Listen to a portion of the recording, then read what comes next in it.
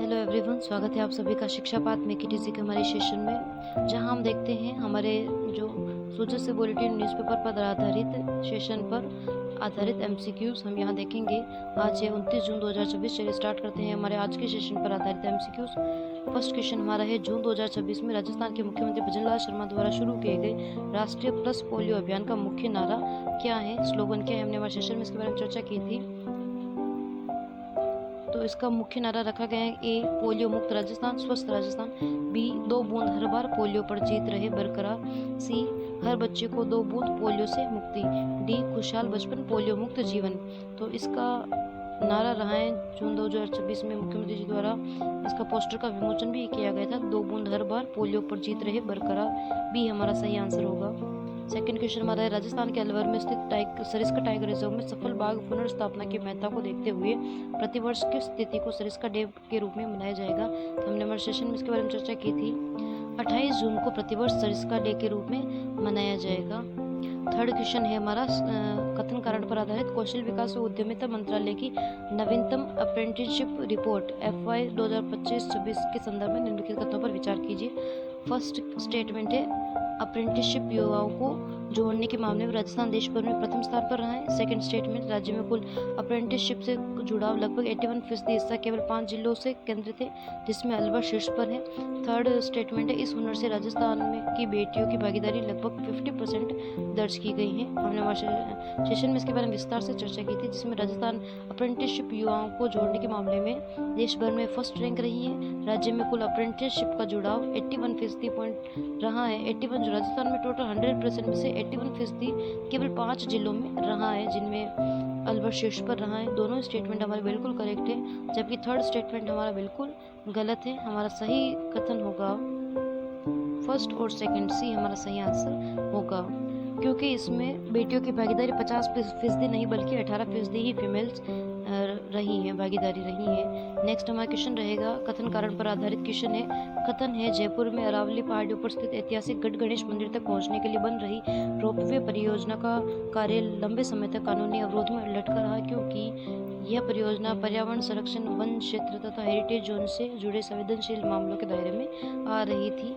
तो हमारा सही आंसर होगा ए और आर दोनों सही। आर ए की सही व्याख्या करता है, वन संरक्षण, पर्यावरण संरक्षण तथा वन क्षेत्र हेरिटेज जोन में आने के कारण ही जयपुर में गढ़ गणेश मंदिर का रोपवे अटका हुआ था, 7 सालों से इसका काम अटका हुआ था।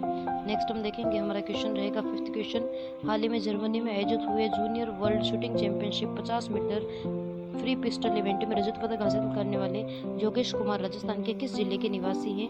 हमने हमारे सेशन में इसके बारे में चर्चा की थी। योगेश कुमार चूरू के निवासी हैं, जिन्होंने जर्मनी में आयोजित जूनियर वर्ल्ड शूटिंग चैंपियनशिप में 50 मीटर फ्री पिस्टल इवेंट में रजत पदक जीता है, सिल्वर मेडल जीता है।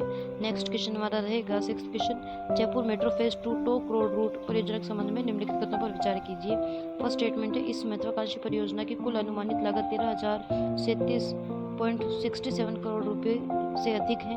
सेकंड स्टेटमेंट, इसके तहत सबसे पहले टोक रोड पर बेलातपुरा से पिंजरा पुल गौशाला तक मेट्रो का संचालन शुरू किया जाएगा। थर्ड स्टेटमेंट है, फेज फर्स्ट सी मार्ग पर रामगंज स्टेशन का नाम बदलकर अब गलता गेट किया गया। हमने हमारे सेशन में इसके बारे में चर्चा की थी। तीनों ही स्टेटमेंट हमारे बिल्कुल करेक्ट रहेंगे। हमारा सही आंसर होगा डी, फर्स्ट सेकंड थर्ड सभी करेक्ट है। नेक्स्ट हमारा क्वेश्चन रहेगा सेवंथ क्वेश्चन, कथन कारण पर आधारित है। कथन है, राजस्थान के वागड़ क्षेत्र बांसवाड़ा जिला ग्रामीण अंचलों में आज भी सदियों पुरानी हुकड़ी परंपरा पूरी जीवंतता के साथ कायम है, क्योंकि कारण आ रहे इस सामाजिक व्यवस्था के अंतर्गत ग्रामीण समुदायों के आपसी लेन देन पूर्णतः नकदी रहित कैशलेस होता है तथा पूर्णतः वस्तु विनिमय, सेवा विनिमय, बार्टर प्रणाली पर आधारित है।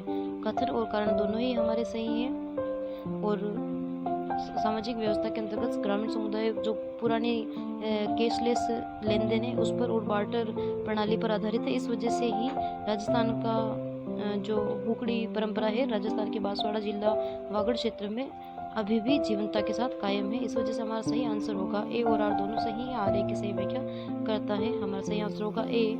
नेक्स्ट एर्थ क्वेश्चन हमारा रहेगा, केंद्र सरकार द्वारा स्थापित अर्बन चैलेंज फंड UCF द्वारा राजस्थान के संदर्भ में उसके वित्तीय ढांचे के बारे में कौन सा कथन सही है। फर्स्ट स्टेटमेंट है राजस्थान के शहरी स्थानीय निकायों में आगामी 5 वर्षों में इसके तहत 15,800 करोड़ का विकास कार्य किए जाएंगे। सेकंड स्टेटमेंट है इस फंड की जो व्यवस्था है उसके अनुसार कुल परियोजना का 50% हिस्सा केंद्र सरकार द्वारा सहायता के रूप में दिया जाता है।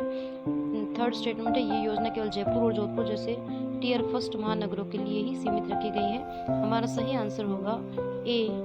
फर्स्ट केवल ए ही हमारा सही है। सेकंड और थर्ड स्टेटमेंट हमारा गलत है क्योंकि इसमें 25% हिस्सा केंद्र सरकार सेंट्रल गवर्नमेंट का है और टियर फर्स्ट शहर के साथ साथ टियर सेकंड व टियर थर्ड शहरों में भी इसके लिए विकास योजनाएं तैयार की जाएगी, इसलिए हमारा सही आंसर होगा ए। नेक्स्ट हमारा 9th क्वेश्चन रहेगा, हाल ही में संपन्न हुए ऐतिहासिक यमुना जल बंटवारा समझौते के तहत राजस्थान हरियाणा के जो के बीच में हुआ है ये एमओयू, जिसके तहत राजस्थान को पश्चिमी यमुना कैनाल से कुल कितना पानी प्राप्त होगा। हमने हमारे सेशन में इसके बारे में चर्चा की थी। राजस्थान को पश्चिमी यमुना के पश्चिमी कैनाल से 1917 क्यूसेक पानी उपलब्ध करवाया जाएगा। लास्ट क्वेश्चन हमारा रहेगा, राजस्थान में रिन्यूएबल एनर्जी को बढ़ावा देने के लिए लागू की जा रही बैटरी स्टोरेज योजना BESS के संबंध में कौन से कथनों का कौन से कथन है, सही कथनों पर विचार कीजिए। फर्स्ट स्टेटमेंट है हमारा, इसका मुख्य लक्ष्य दिन में सौर ऊर्जा से उत्पादित अतिरिक्त बिजली को रात के पीक आवर्स में आपूर्ति करने हेतु स्टोरेज करना। सेकंड स्टेटमेंट है विद्युत उत्पादन निगम लिमिटेड द्वारा सितंबर 2026 तक 1000 मेगावाट का क्षमता का लक्ष्य निर्धारित किया गया। सेकंड स्टेटमेंट भी हमारा बिल्कुल करेक्ट है। इस महत्वाकांक्षी योजना के तहत पहले चरण के क्रियान्वयन के लिए पूर्वी राजस्थान के जिलों को चुना गया है। थर्ड स्टेटमेंट हमारा बिल्कुल इनकरेक्ट है, बिल्कुल गलत है, क्योंकि इसके लिए पूर्वी राजस्थान के जिलों को नहीं बल्कि पश्चिमी राजस्थान के जोधपुर, बीकानेर, जैसलमेर के जिलों को जोड़ा गया है। फर्स्ट और सेकंड स्टेटमेंट ही हमारा करेक्ट होगा, हमारा सही आंसर होगा सी। आज का सेशन हमारा ये समाप्त होता है। अपने फ्रेंड्स को अधिक से अधिक सेशन को शेयर कीजिए, लाइक कीजिए, सब्सक्राइब कीजिए। Thank you.